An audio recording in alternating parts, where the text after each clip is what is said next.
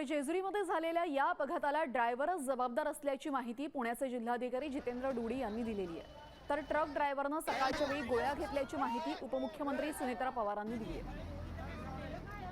खरं तर ही अत्यंत वेदनादायी आणि दुःखद घटना आहे।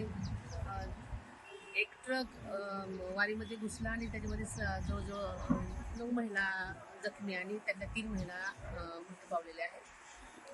त्यांना मी भावपूर्ण श्रद्धांजली वाहते। चालत असताना बहुतेक ते ड्रायव्हर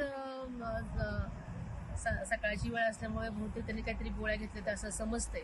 चौकशी अंती मला सगळी माहिती कळेल। जे ट्रॅक्टर चालक होता तो कंट्रोल लूज केला, स्पीडने जात होता आणि म्हणून हा अपघात झालेला आहे।